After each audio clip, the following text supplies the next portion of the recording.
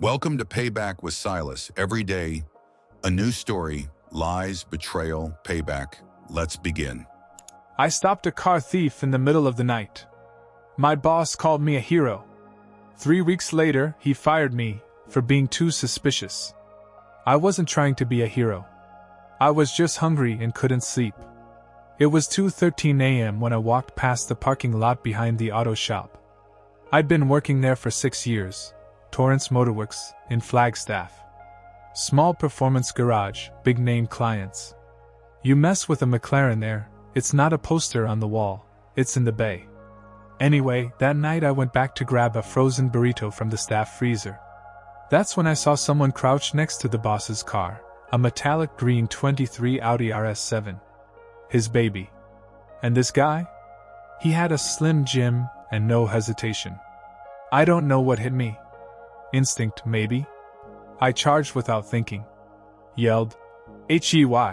loud enough to scare wildlife off the mountain. The guy bolted, dropped something shiny, and jumped the fence. I didn't catch him, but I did scare him off before he could break in. When the cops came, I gave them the full story. The guy had scratched the handle and popped a sensor out, but he didn't get in. No real damage.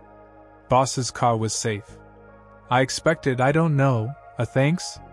Instead, my boss, Calder Torrance, looked at me sideways. Asked how I just happened to be there. Asked why I was walking around the property off hours. Like I was the problem. I brushed it off at first. Thought maybe he was just rattled. But over the next few days, things started to feel off. He moved the Audi to a different garage. Installed new cameras. Told me not to touch customer property without direct supervision, even though I'd been lead technician for the last 2 years. Suddenly, he had me doing oil changes and tire rotations like I was an intern. And the worst part? He started watching me. Like, actually watching me. One day, I left my locker open by accident. When I came back, my gloves and personal tool bag were rearranged, just enough for me to notice. Another day, I overheard Calder ask our junior tech if I'd been acting different lately. At first, I told myself it was just paranoia. That I was imagining it. Then I found the tracker. I found it by accident. It was wedged under the passenger seat of my Tacoma. A black tile-shaped GPS puck no bigger than a key fob. If I hadn't dropped my phone and reached down to grab it, I never would have noticed. At first, I thought it might be a spare tool or some leftover part from a job, until I turned it over and saw the brand. TrackMate Pro. My stomach flipped. I looked up the model. Real-time GPS logging, motion-activated, battery life of 20 days. I'd seen those used on customer cars for insurance disputes. It was the same kind we stocked in the shop, in Calder's private inventory. I sat in the truck, just staring at the thing. He was tracking me. It all started making sense. The cold attitude, the demotion, the questions behind my back. The whole break-in, the way he twisted it, made it about me. He thought I staged it. Thought I tried to fake a hero move to get a promotion, or worse, to steal from him.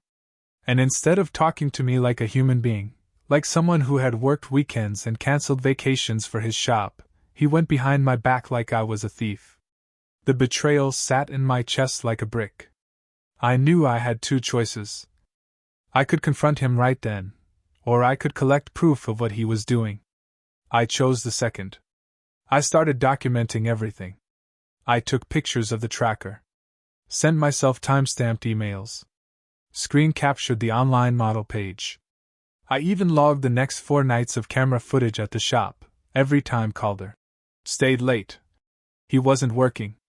He was in the garage with my truck, or looking through my workstation. I installed my own camera in the locker room. Cheap motion sensor cam hidden in a Red Bull can. Took 2 nights to catch him on tape, rifling through my backpack like it was nothing. I didn't want revenge. Not yet. I wanted him to know what it felt like to be watched, doubted, slowly stripped of your dignity by someone who pretended to trust you. So I planned my next move. Something careful. Something Calder would never see coming. The email came on a Wednesday morning. Subject line: Confidential, performance review discussion. No explanation. Just a meeting request from Calder. 8 a.m. His private office. I'd seen enough of these to know what was coming. He wanted me to crack. I walked in the next morning and he was already there, sipping black coffee like it was a poker tell. He didn't offer me a chair. "I've been reviewing your recent work," he said slowly, like he was building a case in his head as he went. "Some inconsistencies. A few unusual patterns." He slid a folder across the table. Inside were 6 photos of customer jobs I'd done in the past 2 weeks: oil pan seals, brake rotor swaps, a suspension rebuild on an M4. All clean work. No mistakes.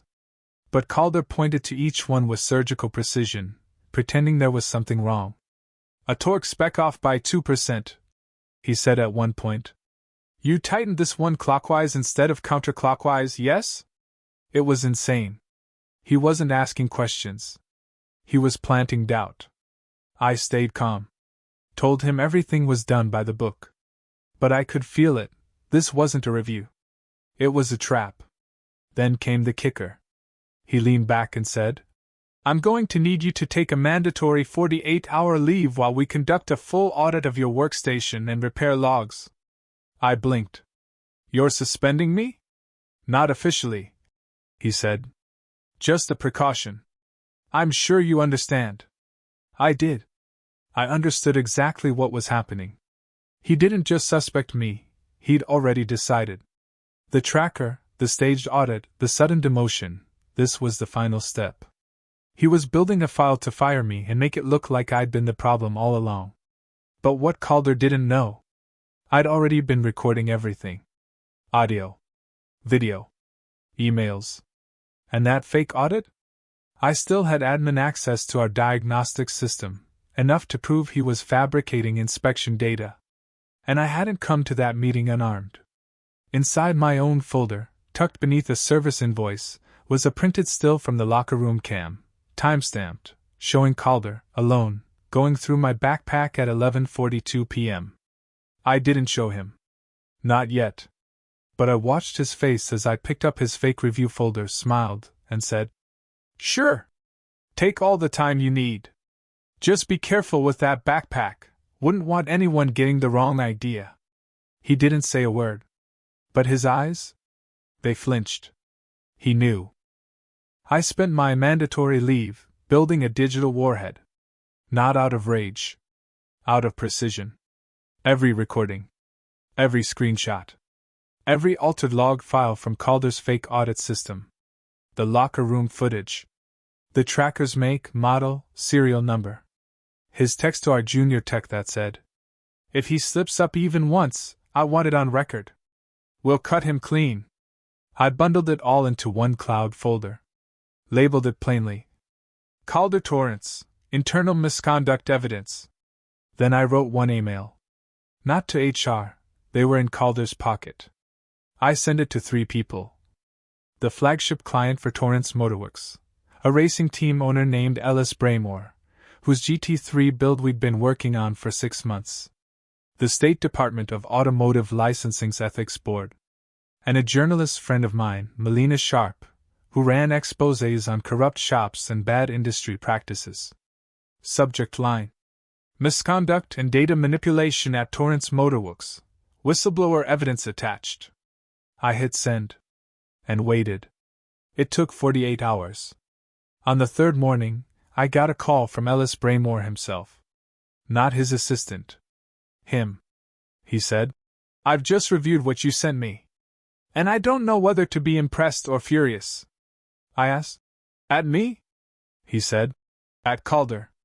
He pulled his car from the shop. Cancelled his $180,000 contract.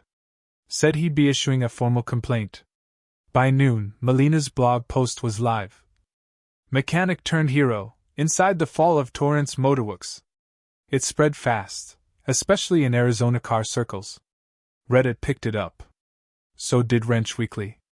The article featured images, quotes from my logs, and a redacted clip of Calder in the locker room with the caption, Boss caught invading employee privacy during supposed internal audit.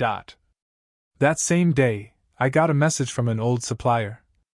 Dude, Calder's name just got blacklisted from 2 major parts networks.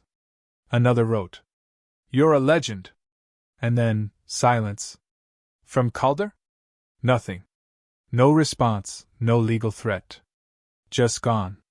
His website went offline a week later. Yelp filled up with reviews quoting the article. Clients disappeared. And me? I got job offers. Not 1. Not 5. 17.